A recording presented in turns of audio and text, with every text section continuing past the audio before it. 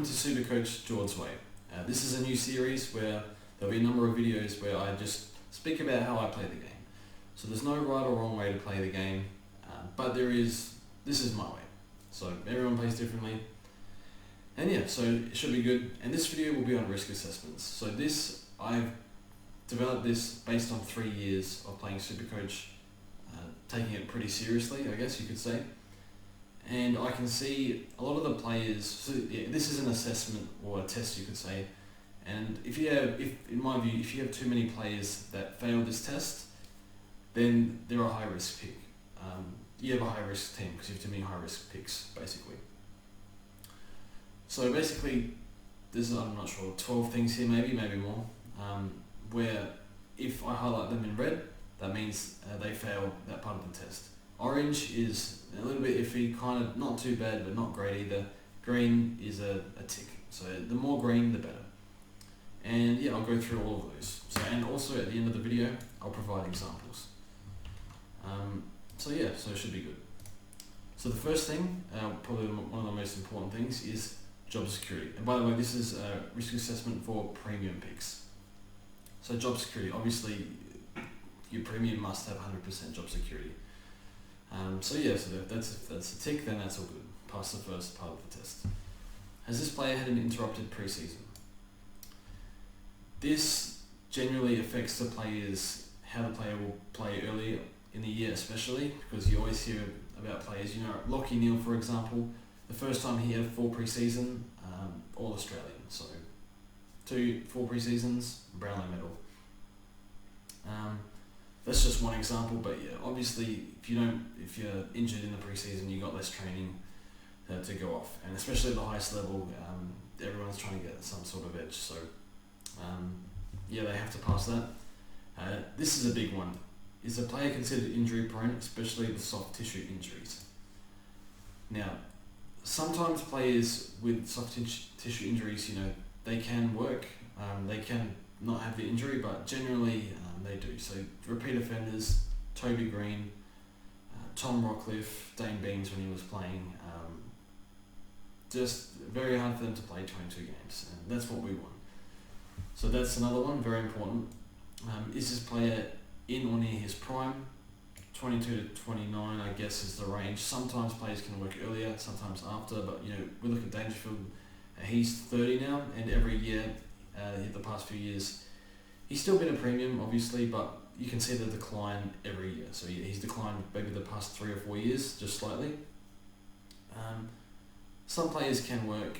I wouldn't worry about 2020 averages because it's been a different year with shorter quarters. But if you look at history, there's very rarely been any premiums that have been 30 or over that have averaged 110. The next one is, does this player have a Supercoach friendly role?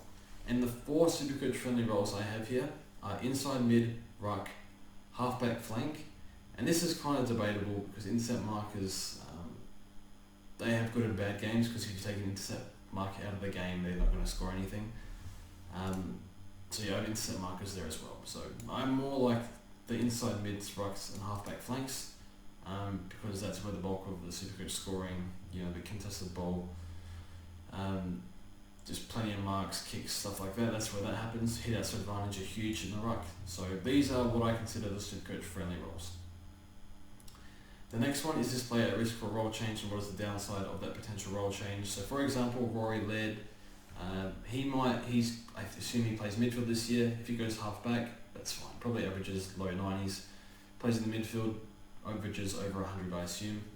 Whereas, for example, I started John Segler last year. He rucks, he averages probably 85. I was hoping for more, but that's another story. He gets taken out of the ruck, goes forward, the pick falls apart, you have to trade him out. So the downside is huge there. So is this player a proven scorer, and was it recent? So obviously we want a big enough sample size. So sometimes players have role changes. So for example, Luke McDonald in 2019, halfway through the year, played loose halfback, and every game he's played there, he's scored incredibly well. But it's a small sample size, so that's why that pick is kind of debatable. But it was recent, which is good. Whereas you look at, say, Clayton Oliver, proven scorer, Lockie Neal, been doing this for years, very low risk there. Does this player have any off-field issues that could affect their performance? So yeah, if they've been in the headlines for whatever reason, it's more of a subjective thing, I guess, but obviously off-field is very important to how they perform on-field. And is this player likely to receive multiple tags during the year, and can they deal with it? So players like Rory Sloane in the past have really struggled with this. But yeah, Bond earlier last year really struggled with in 2020 struggled with tags. But really, I don't consider tags a big issue.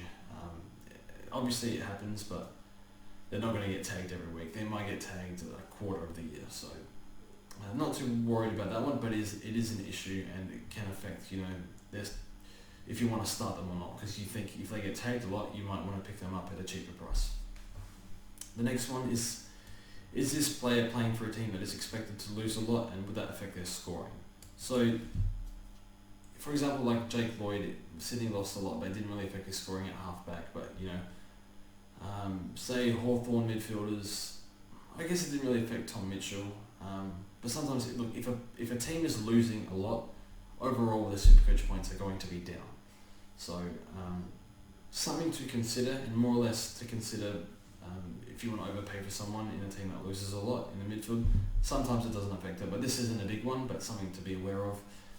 Does this player have a strong work ethic, if possible, to get a read on it? Because it can be a bit hard, because we're at home and these players are at training, so we don't really see it. But you hear reports about it in the media. One of the big reasons why I started Bailey Smith in 2020, although he would have been a pretty risky pick. So yeah, this is very important, and you can see, Matt Rao, obviously huge work ethic. Lockie Neal, huge work ethic. Jack Steele, I remember Alan Richardson saying, Jack Steele sets the standards at our training. It's no wonder he's a super premium at the moment. So that's very important. I'd like to get a read on that. And is this player affected by point sharing? So this is a big issue with the Dogs mids. Although even though they score well together, I guess that's more of a role thing. But point sharing is not a big deal, but something that could affect their scoring. So I'll be doing these for many players in my player picks series. So I'll be doing all these for you guys, if that's something you guys like, if you're interested in. But just quickly, at the end of this video, I will go over 2 examples of a high risk pick and a low risk pick. So the first example, what I would call an example of a moderate to high risk pick, is Dane Zorko. So he's been a premium for many years, because he's been mid only for a long time. It hasn't really been too relevant, especially as a starting pick. But this is what I've come up with for Dane Zorko. So a lot of green here, that's great. This off-field issue may be debatable, because I think he had a bit of a public breakup, but I'm not going to worry about that too much. That was a few years ago now. Interrupted pre-season, well, it hasn't really started, barely started, so I'll leave that blank for now. But these 4 here, these are the problems I see with Dane Zorko, which make him a high-risk pick. Is he considered injury prone, especially with soft tissue injuries? He's had quite a few injuries over the past few years, although before that he was durable, but recently not so much. Is this player in or near his prime? He's 32. But he's a forward, so he has a low expectation, but still, he's not in his prime. Does this player have a Supercoach friendly role? I'm not sure how much mid and forward time, I'm not sure what that split is. Obviously he spent a fair bit of time forward in 2020. Does that, as he gets older, you would assume he gets more forward time? I don't know for sure. And that's the thing, not knowing can be a bad thing sometimes. So, because you'd rather know. So that's why you pick the player basically. So yeah, that's another risk. And is this player at risk for a role change? And what is the downside of that potential role change? So I give that one a moderate risk, similar to the one before that. So yeah, don't know if he's going to be permanent forward, but yeah, there is a bit of risk with role there. Now we have an example of a low risk player. So the more of these, the better. So we have Clayton Oliver as an example. So he's pretty much passed this test with flying colours.